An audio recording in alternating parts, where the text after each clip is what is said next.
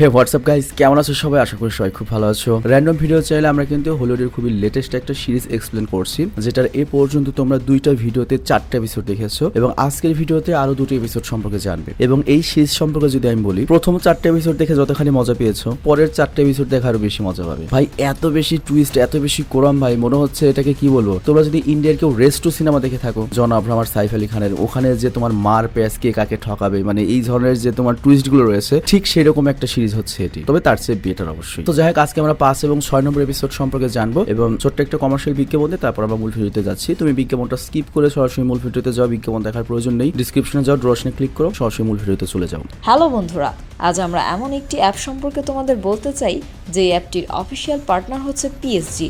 আর এখানে অনেকগুলো ম্যাচ খেলে ল্যাপটপ, আইফোন, স্মার্ট ওয়াচ ও আরও অনেক ক্যাশ প্রাইজ জেতার সুযোগ রয়েছে। আর এই অ্যাপটিতে সকল ধরনের লাইভ ম্যাচের রেজাল্ট দেখতে পারবে এবং এই ম্যাচের স্কোর অনুমান করে গেমও খেলতে পারবে, যেমন কোন টিম জিতবে, কোন টিম কত রান করবে, কে সর্বোচ্চ স্কোর করবে। এছাড়া বিভিন্ন ধরনের গেম রয়েছে, সেগুলো খেলেও ইনকাম করতে পারো। আর রেজিস্ট্রেশনের সময় আমাদের যে প্রোমো কোডটি রয়েছে রোনাল, এটা ব্যবহার করলে প্রথম ডিপোজিটে 26,000 টাকা পর্যন্ত বোনাস পেতে পারো। আর এই টাকা তুমি খুব সহজেই বিকাশ, ব্যাংক এবং অন্যান্য সহজ পদ্ধতির মাধ্যমে উঠাতে পারো। তো আর দেরি কিসের? ডেসক্রিপশনে প্রোমো কোড এবং পিন কমেন্টে প্রোমো কোড সহ সাইন আপ লিঙ্ক রয়েছে, সেটা ব্যবহার করো এবং ক্যাশ প্রাইজ জিতো। আর এখানে আরেকটা কথা মনে রেখো, আমরা যেই বিজ্ঞাপন দেই না কেন, অনলাইন থেকে টাকা আয় করা এত সহজ কোনো ব্যাপার নয়। তোমরা কোনো আর্থিক ক্ষতির সম্ভাবনা রয়েছে এমন কোনো ওয়েবসাইটে যাবে না। তো চলো এবার মূল ভিডিওতে চলে যাই।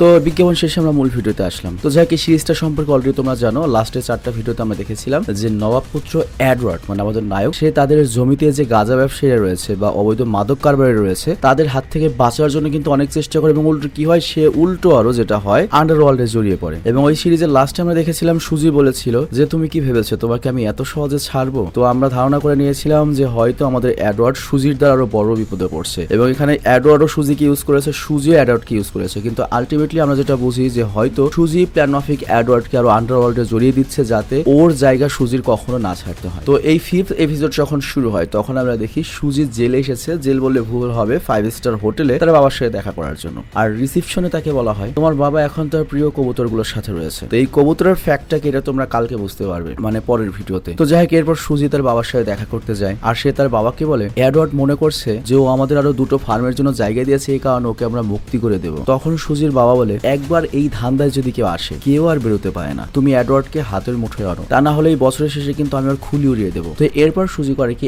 এডওয়ার্ডের সাথে দেখা করার জন্য এডওয়ার্ডের বাড়ি যায় আর বলে তোমার হেল্প আমার প্রয়োজন। এডওয়ার্ড তখন বলে আচ্ছা ঠিক আছে, আমি আরো একবার তোমাকে হেল্প করতে প্রস্তুত, কারণ তোমার কাছ থেকে আমাকে যে মুক্তি পেতে হবে। তো সুজি তখন বলে দেখো, আমরা প্রতি বছর জিব্রাল্টার পোর্ট থেকে $1 মিলিয়ন ড্রাগ ট্রান্সপোর্ট করি, যেটা ইউরোপের বিভিন্ন দেশ এবং আমেরিকাতে যায়। তো আমরা প্রথমে ড্রাগটা চাষ করি আর তারপর সেগুলো প্রসেস করে এক্সপোর্ট করি। তো এখন সমস্যা হচ্ছে কি, বেলজিয়ামের যে পোর্টটা আমরা ইউজ করতাম, সেই পোর্টের কাস্টম অফিসার আমাদের ড্রাগ আটকে দিয়েছে আর ওখান থেকে মূলত পুরো ইউরোপে আমাদের ড্রাগগুলো পৌঁছায়। তো ওখানে আমাদের প্রায় $1,00,000 কোটি ড্রাগ আটকে রয়েছে। আর ওই পোর্টের যে ইনচার্জ, যার নাম হচ্ছে ফ্লোরিয়ান দ্য গ্রুট, সে আমাদের কাছ থেকে ইতিপূর্বে টাকাও খেত, রেগুলারলি কাজও করতো। তো হঠাৎ করে ওর মন চেঞ্জ হয়ে যায়। তো ওর ব্যাপারটা জানার জন্য, ওকে আনার জন্য, ওর সাথে কথা বলার জন্য আমি আমার 2জন লোককে পাঠিয়েছিলাম, যার একজন হচ্ছে কিট আর একজন হচ্ছে ব্ল্যাঙ্কেট। কিন্তু হঠাৎ করে পরিবর্তন হয়ে গিয়েছে। তো আমি জানতে চাই কাস্টম ইনচার্জের উদ্দেশ্য কেউ কি চায়, আর এটা জানতে তুমি আমাকে সাহায্য করো। তো এরপর তারা গ্রুটকে ডাকে, মানে ওই কাস্টম অফিসারকে, আর সে বলে দেখো, এই ইউরোপে ড্রাগ নেওয়ার মতো অনেক লোক রয়েছে, অনেক ভালো দামি একটা ব্যবসা, কিন্তু তোমরা যদি এই ব্যবসাটা কন্টিনিউ রাখতে চাও তাহলে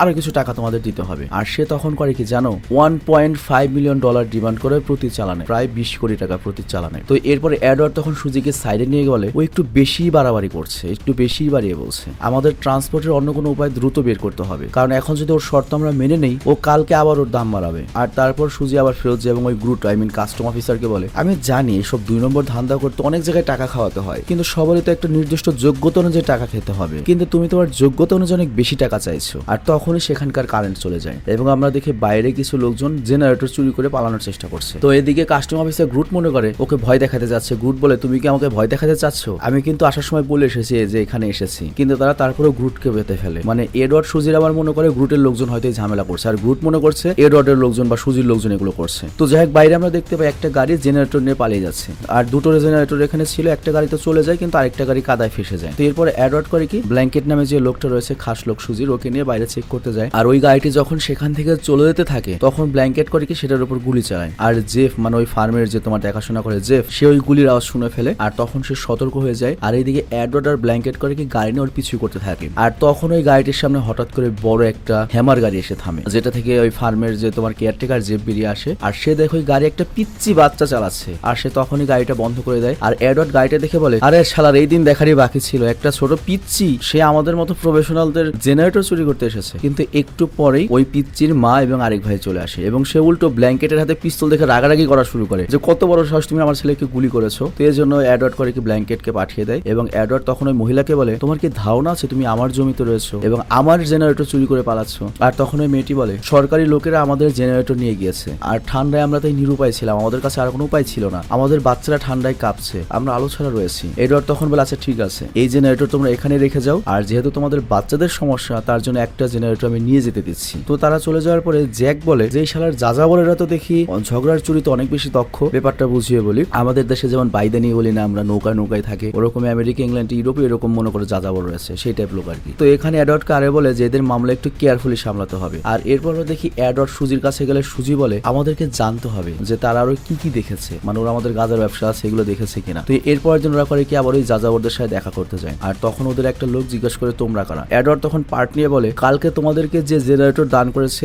আমি সেই লোক, যাও তোমাদের মাতব্বরকে ডাকো। তো এরপর ওদের সর্দার জেপি আসে। তো এই জেপির চেহারাটা মনে রেখো, কাজে লাগবে। তো জেপি এসে ব্ল্যাঙ্কেটকে বলে, শালা তুই আমার পরিবারের উপর গুলি চালিয়েছিলি, এত সাহস তুই পেলি কোথায়? তো সুজি তো ঠান্ডা মাথার লোক, খুব বড় ডেঞ্জারাস। সুজি বলে, আচ্ছা আমরা বসে কথা বললে কেমন হয়? আমরা বসে কথা বলি যেখানে আমাদের কেউ ডিস্টার্ব করবে না, আমরা মন খুলে কথা বলতে পারবো। মানে সিরিয়াসলি এই সিরিজের সুজিকে ফলো করার মতো তোমার অনেক কিছু আছে। যেমন সুজির কাছ থেকে আমি একটা জিনিস শিখেছি, অ্যাডওয়ার্ড বা যে কেউ সুজিকে যত ব্যবসারই মনে করো লোভ দেখাক, সুজির ডাইরেক্ট কথা হচ্ছে আমি ডাইরেক্ট তার সাথে কথা বলবো এবং এই বিষয়ে আমার আরো জানতে হবে। ইনস্ট্যান্টলি কিন্তু সুজি কিচ্ছু বলে না, আমরা যেটা ভুল করে থাকি যে ইনস্ট্যান্টলি রিয়াকশন দিয়ে দিই, বাট সুজি কিন্তু খুব ডেঞ্জারাস। তো যাই হোক, এরপর আমরা দেখি ওই জেপি নামে ওই লোকটা, আই মিন ওই যাযাবরদের যে মাতব্বর, তার মা করে কি আমাদের নবাব সাহেব অ্যাডওয়ার্ডের জন্য কফি নিয়ে আসে। আর তারপর জেপি বলে, আমি জানি আপনাদের প্রপার্টিতে কি ধান্দা চলছে, কাল আমার ছেলেরা সেখানে গিয়ে এই কোকেনের প্যাকেট পেয়েছে। আর সুজি তখন ঠান্ডা মাথায় বলে, আচ্ছা তুমি কি আমাদের ব্ল্যাকমেল করতে চাইছো? জেপি তখন বলে, দেখুন এই ধরনের ব্যবসা করতে যাদেরকে লাগে আমরা সেই ধরনের লোকই, আপনারা যদি চান আপনার সাথে আমরা পার্টনারশিপ করতে চাই। আর তারপর অ্যাডওয়ার্ড আর সুজি বলে, তোমরা আমাদের জন্য কি করতে পারবে? জেপি বলে, আপনাদের প্রোডাক্ট আমরা সাপ্লাই দিতে পারবো পুরো ইউরোপে। তো সুজি বলে, আচ্ছা ঠিক আছে, তোমরা যদি এটা করতে পারো তাহলে এই শর্তে আমি রাজি। বাট তখন জেপি জেদ ধরে, এই ডিলটা তখনই হবে যখন আমাকে অনেক দামি একটা মদ খাওয়াবেন, অনেক পুরনো মদ। তো এরপর অ্যাডওয়ার্ড করে কি তার মহলে নিয়ে আসে এবং ওদেরকে খুব ভালো ভালো আপ্যায়ন করে। আর জেপি মদ খাওয়ার পরে মাথা হওয়ার পরে বলে, আমিও কিন্তু খালি হাতে আসিনি, আমিও আপনাদের আপ্যায়নের জন্য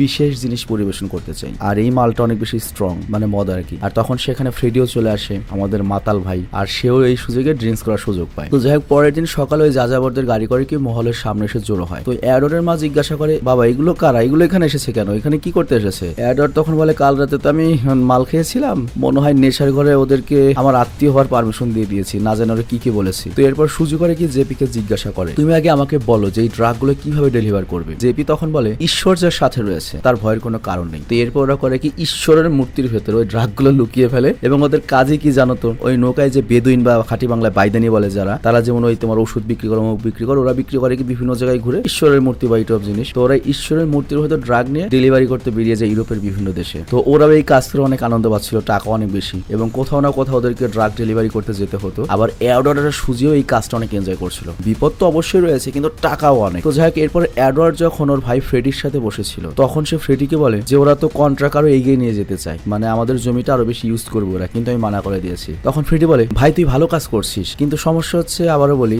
কন্ট্রাক্টটা এগিয়ে কেন নিচ্ছিস না, নিলে সমস্যা কি? মানে ফ্রেডি বরাবরই ডাবল কথা বলে আর কি। তো অ্যাডওয়ার্ড তখন বলে, তুই কি বুঝতে পারছিস যদি ধরা পড়ে যাই 14 বছরের জন্য জেলে যেতে হবে আমাদের, আমরা নবাব পরিবারের সন্তান। তো এর পরের সিনে আমরা আবার ও গ্রুটকে দেখতে পাই, মানে ওই কাস্টম অফিসার। আর তখন তার কাছে একটা ব্ল্যাক কালারের গাড়ি এসে থামে, আর ওটাতে যে বসেছিল তাকে গ্রুট বলে, ওদের সমস্ত শিপমেন্ট তো থেমে গিয়েছে, ওরা তো এখান দিয়ে আর কোনো মাল পাচার করছে না। তো গ্রুট এখানে কার কথায় সুজির মালামালে বাধা দিচ্ছে এটা আমরা পরে জানতে পারবো। আর এইদিকে আমরা দেখি অ্যাডওয়ার্ড যখন তার ফার্মে আসে তখন সুজি তাকে বলে এখানে 4 মিলিয়ন পাউন্ড ক্যাশ পড়েছিল কিন্তু সেটা কেউ চুরি করে নিয়েছে। আর তখন জিমি ইশারা করে বলে, দেখো সিসিটিভি কেউ নিয়ে গিয়েছে। আর এখানে কিট নামে যে লোকটা রয়েছে টাকলা, সে বলে, কাল রাতে আমি যখন ফার্মে ফিরি তখন আমি গেটে জেপিকে দাঁড়িয়ে থাকতে দেখেছি এবং তাকে ভয়ার্ত এবং চিন্তিত লাগছিল আর আমাকে দেখে হঠাৎ করে সে চলে গিয়েছে। তো এরপরে এডওয়ার্ড যায় হচ্ছে জেপির সাথে কথা বলতে। তো জেপিকে যখন এই কথা বলা হয় যে 4 মিলিয়ন পাউন্ড, দ্যাট মিনস প্রায় 50-60 কোটি টাকা চুরি হয়ে গিয়েছে, জেপি তখন রেগে বলে তুমি কি আমাকে সন্দেহ করছো? তুমি গিয়ে তোমার নিজের লোকদেরকে জিজ্ঞাসা করো, আমি যদি চুরি করে খাবো তাহলে তোমাদের সাথে এত কষ্ট করে কাজ করছি কেন? তবে তারপরে এডওয়ার্ড যখন আবারও জিজ্ঞাসা করে তুমি জাস্ট মুখে বলো ওই টাকাটা চুরি করেছে কিনা,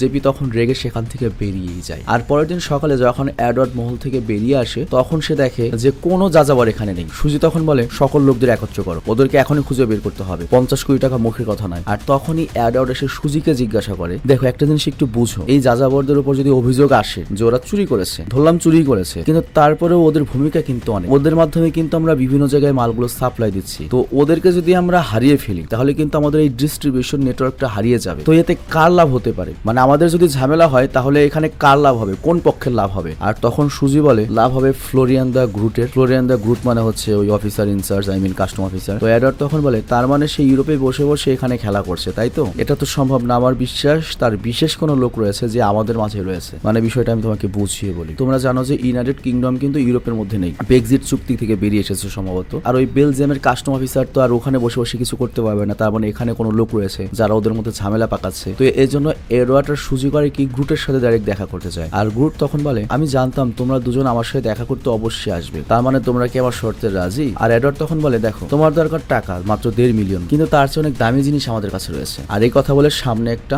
বিষের অ্যান্টিডোট রাখে, মানে যেটা খেলে বিষ নষ্ট হয়ে যাবে। আর তারপর বলে তুমি এতক্ষণ যে খাবারটা খেয়েছো ওটার মধ্যে ওই বিষটা রয়েছে, একটু পরে তোমার হার্ট বিট দ্রুত বেড়ে যাবে, আর 5 মিনিট পরে তোমার অঙ্গ প্রত্যঙ্গ বন্ধ হয়ে যাবে, আর তুমি রেস্টুরেন্টের মাটিতেই নিঃশ্বাস নেওয়ার জন্য ছটফট করবে। তোমার জায়গায় যদি আমি হতাম তাহলে ডিল অ্যাকসেপ্ট করে এই অ্যান্টিডোটটা খেয়ে নিতাম। আর তখনই ওই গ্রুটের অবস্থা খারাপ হতে শুরু করে। আর তখন সে করে কি দ্রুত তার নামটা লিখে দেয় যে সুজির টিমে ছিল, যে বেইমানিটা করেছে। আর এরপর সে এডওয়ার্ডের কাছ থেকে অ্যান্টিডোটটা খেয়ে নেয়। আর সুজি তখন বলে এরপরও যদি আমাদের সাথে পাঙ্গা নেওয়ার চালাকি করার চেষ্টা করো, নেক্সট টাইমে কিন্তু আর অ্যান্টিডোট পাবে না, ডাইরেক্ট মরে পড়ে থাকবে। তো এরপর বাড়িকে সুজি এডওয়ার্ডকে বলে আমি ওর উপর অনেক ভরসা করতাম কিন্তু আমার পেছনে ছুরি মেরে দিয়েছে। এডওয়ার্ড তখন বলে আচ্ছা একজন লোক আছে যে তোমার এই কাজে হেল্প করবে, কিন্তু তাকে রাজি করাতে হবে। তো এরপর তারা যায় হচ্ছে জেপির কাছে, মানে যার উপর এই চুরির দায়টা এসেছিল, আই মিন ওই যাযাবরের সর্দার। কিন্তু জেপির লোকেরা এডওয়ার্ডের উপর রেগেছিল এবং জেপি রেগে জিজ্ঞাসা করে তুমি এখানে কি করতে এসেছো? এডওয়ার্ড বলে তোমাদের সাথে আমাদের যে ব্যাজটা ঠিক করতে এসেছি। কিন্তু তখনই জেপি করে ওর মুখে একটা ঘুষি মারে। আর এডওয়ার্ড তখন বলে না তোমাকে যে চুরির দায় আমি দিয়েছি সেই হিসাবে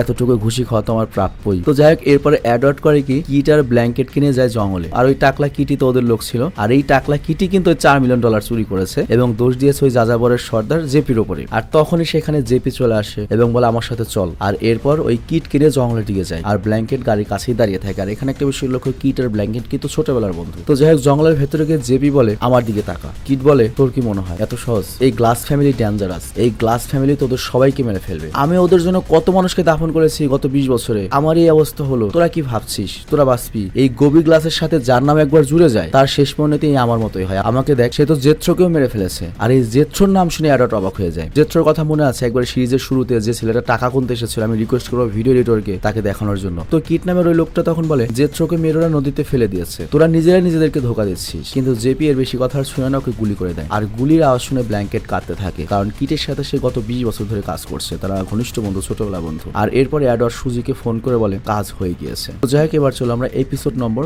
6 চলে যাই। তো এপিসোড 6 আমরা দেখতে পাই এডওয়ার্ড জেফের বাড়িতে যায়, আই মিন ওদের ফার্মের যে কেয়ারটেকার। তো তোমাদের গত পর্বের কাহিনী নিশ্চয়ই মনে আছে, ওই কিট মারা যাওয়ার আগে বলেছিল যে গ্লাস ফ্যামিলির সাথে একবার যার নাম জুড়ে যায় তার পরিণতি আমার মতোই হবে। তো সেই কথা মনে করে এডওয়ার্ড জেফকে বলে গ্লাস ফ্যামিলির কাছ থেকে আমার অনেক বিপদের আশঙ্কা হচ্ছে, আমার কাছে মনে হচ্ছে ওরা আমাকেও মেরে ফেলতে পারে। জেফ তখন বলে আপনার এখন অনেক কৌশল এবং ধৈর্য ধরে কাজ করা উচিত, কারণ আপনি এখনো পর্যন্ত যেভাবে ওদেরকে হেল্প করে এসেছেন তেমনই করে যান, নিজেকে সবকিছুর জন্য প্রস্তুত রাখুন, যখন ফাইটের প্রয়োজন পড়বে ফাইট করব। তো যাই হোক পরের দিন আমরা দেখি সুজি এডওয়ার্ডের সাথে দেখা করতে আসে। আর সে এডওয়ার্ডকে জিজ্ঞাসা করে তোমার কাজ কেমন চলছে? এডওয়ার্ড বলে সব তো একদম ভালোই চলছে, মুনাফা আগের চেয়ে অনেক বেশি হচ্ছে, মানে ব্যবসায় লাভ এখন বেশি। আর তোমরা তো অবশ্যই জানো সুজির সাথে সে বর্তমানে পার্টনারশিপে রয়েছে, অন্তত ডিলারশিপ, অন্তত মালের কারবারে আর কি। তো সুজি তখন জিজ্ঞাসা করে তুমি কি আমাদের সাথে কাজ করে এখনই ছেড়ে দিতে চাও? এডওয়ার্ড বলে ছাড়ার তো ইচ্ছে করছে না, কিন্তু হ্যাঁ অবশ্যই ছাড়তে চাই। কিন্তু সুজি বলে ও যতদিন না আমাদের টাকা হোয়াইট হচ্ছে ততদিন আমরা এটাকে প্রফিট বলবো না, মানে ওদের মাদক বেচে যে টাকাটা এসেছে সেটাকে হোয়াইট করতে হবে। তো এডওয়ার্ড তখন বলে এই টাকা হোয়াইট করতে কত সময় লাগবে? সুজি বলে $15 মিলিয়ন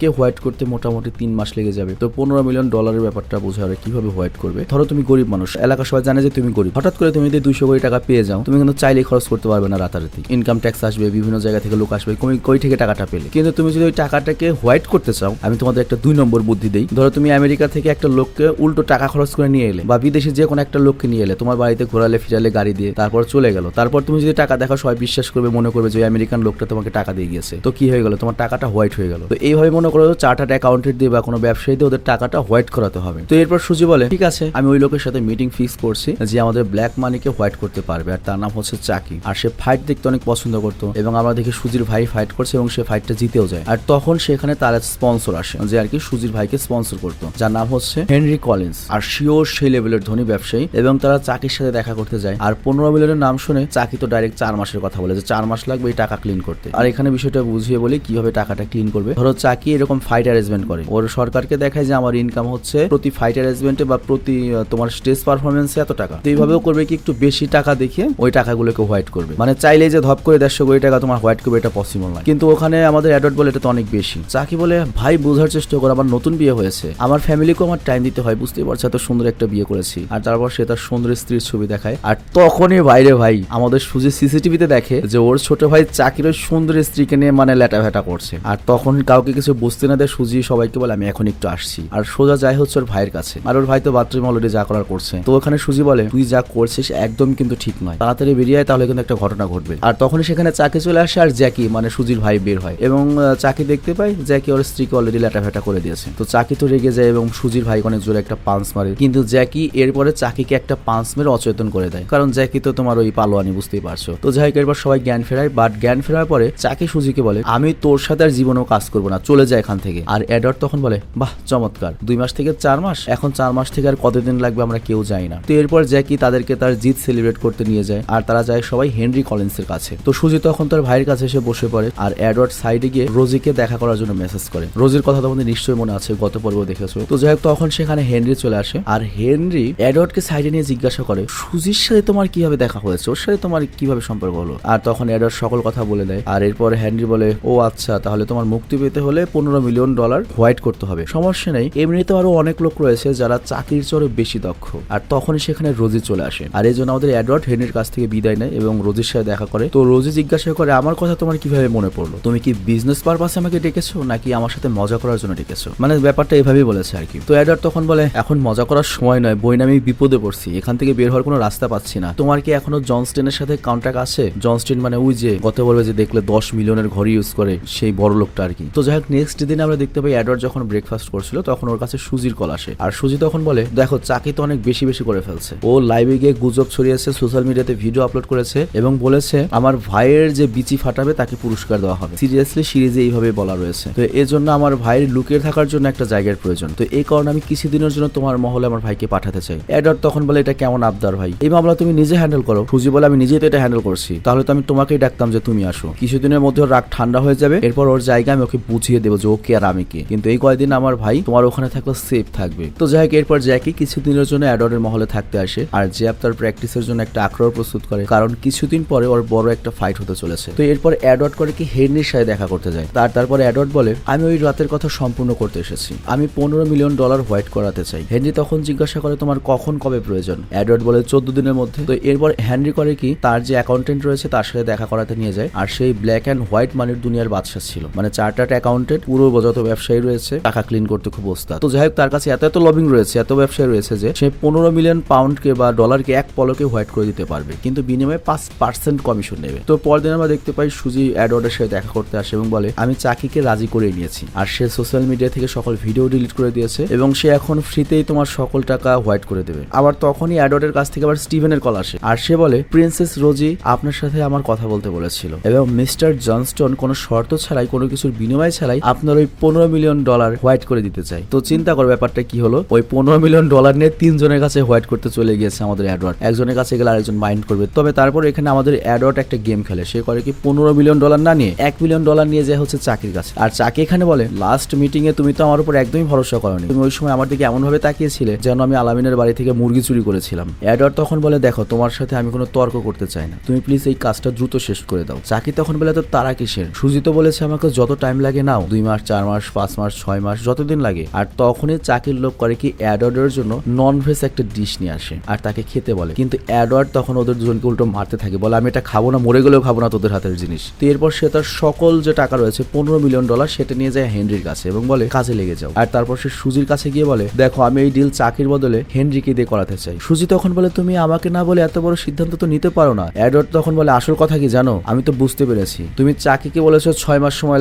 লাগুক, তোমরা তো আসলে এই বিজনেস থেকে তোমাদের কাছ থেকে আমাকে মুক্তই হতে দিতে চাইছো না। তোমার বাবার তুমি এই প্ল্যানটা করছো, তা না হলে তুমি আমাকে একটা নির্দিষ্ট ডেট দাও যে অমুক দিন আমার প্রপার্টি খালি করবে। আর এখানে সুজি ওই একই ডায়লগে দেয় ঠান্ডা মাথায় ওই $15 মিলিয়ন সাদা হওয়ার পরে। আর তখন এডওয়ার্ড তখন জিজ্ঞাসা করে জেথ্রো কোথায়। জেথ্রোর কথা নিশ্চয়ই মনে আছে, ওই যে সিরিজের প্রথমে যে টাকা গুনলো ওকে অস্ট্রেলিয়া পাঠিয়ে দেওয়ার কথা, আর ও তো সব জানে যে গোশপেলের ভাইকে কে মেরেছে। তো এখানে সুজি বলে দেখো ওকে এজন্যই মারতে হয়েছে কারণ তোমার ওই নেশাগ্রস্ত ভাইকে গোশপেলের হাত থেকে আমার বাঁচানোর উচিত ছিল, কারণ জেথ্রো যদি বেঁচে থাকতো তাহলে গোশপেল সব জেনে যেত, তোমার ভাইও মরতো তুমিও মরতে আমিও বিপদে পড়তাম। আর তখন এডওয়ার্ড বলে তুমি আমাকে আরেকটা কথা বলো, আমার আর আমার ফ্যামিলির পিছু তুমি কবে ছাড়বে। আর এখানে সুজির ডাইরেক্ট কথা বলে কখনোই না। এডওয়ার্ড তখন বলে আমি আমার ফ্যামিলির জন্য কিন্তু সবকিছু করতে পারি। সুজি তখন বলে আমিও তোমাকে চিরদিনের মতো ধ্বংস করে দিতে পারি। তো যাই হোক বুঝতে পেরেছো যে ফাইনালি এডওয়ার্ড বনাম সুজির ফাইট শুরু হয়ে গেল। তো যাই হোক আজকে রাতে একটা বিশাল ফাইট হতে চলেছে ওর ভাইয়ের। তো সুজি করে কি রেডি হয়ে ফাইট দেখতে যায়, কি স্টাইল ভাই, কি পার্ট মানাইছে, মানে লেডি সন্ত্রাসী হিসেবে মানাইছে খুব। আর অন্যদিকে আমরা দেখি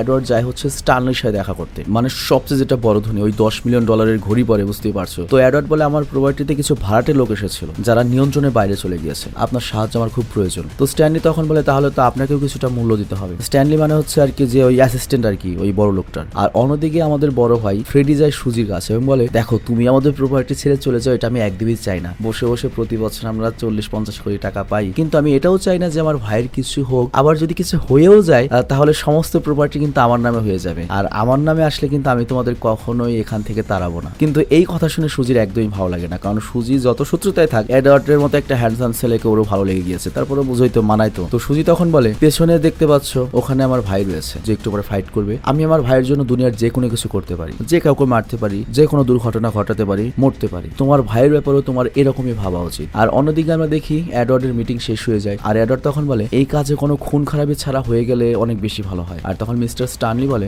এটা আমার ওয়াদা, গ্লাস ফ্যামিলির কিছুই হবে না। আর আমি মনে হয় এখানে ভুল বলেছি, মিস্টার টানলি মনে হয় মেন, মানে যেটা বুড়োটা সেই মেন আর কি। আর অন্যদিকে আমরা দেখি হেনরি কারোর সাথে ফোনে কথা বলছিল, আর সে ফোনে বলে আপনি জাস্ট আমাকে একবার ইশারা করুন, আমি পাশার চাল ফেলে দেবো। আর তখনই সেখানে ওই বিশাল পালোয়ান আসে যে সুজির ছোট ভাইয়ের সাথে ফাইট করবে। তো যাই হোক তাকে দেখে সুজি ওর ভাইয়ের কাছে গিয়ে বলে তুই কি শিওর ওকে হারাতে পারবি? জ্যাকি তখন বলে ও তো শুধুমাত্র নামে পালোয়ান, আমি ওকে সহজে হারিয়ে দেবো, কারণ আমি রেগুলার কলিকাতা হারবাল ইউজ করি। আর তখনই হেনরি সুজিকে ডাকার জন্য একটা লোক পাঠায়। এরপর সুজি আসে হেনরির কাছে, আর তখন হেনরি বলে তোমার ভাইকে আমার অনেক পছন্দ, কিন্তু কোন একটা সমঝোতার কারণে তোমার ভাই আজকে বলি হতে চলেছে। সুজি তখন বলে সরাসরি আসল কথায় আসো। তো হেনরি তখন বলে $15 মিলিয়ন হচ্ছে তোমার জাস্ট একটা ফার্মের 1 মাসের ইনকাম, এরকম আরো 14টা ফার্ম যদি এক জায়গায় হয় তোমার ইনকাম প্রায় $1.5 বিলিয়ন হয়ে যায়, মানে প্রায় 15,000 কোটি টাকা, বুঝতে পারছো। আর সুজি তখন বলে দেখো আমার কোনো পার্টনার বা ইনভেস্টরের দরকার নেই। তখন হেনরি বলে আমার উদ্দেশ্য ইনভেস্ট করা নয়, বরং তোমার ব্যবসা দখল করা। সবচেয়ে ভালো হয় তুমি যদি তোমার বিজনেস আমাদের হাতে তুলে দাও, তা না হলে একটা বিশাল যুদ্ধ শুরু হবে, আর সেই যুদ্ধের সবার আগের শিকার হবে তোমার ভাই। তবে আমরা তাকে প্রাণে মারবো না,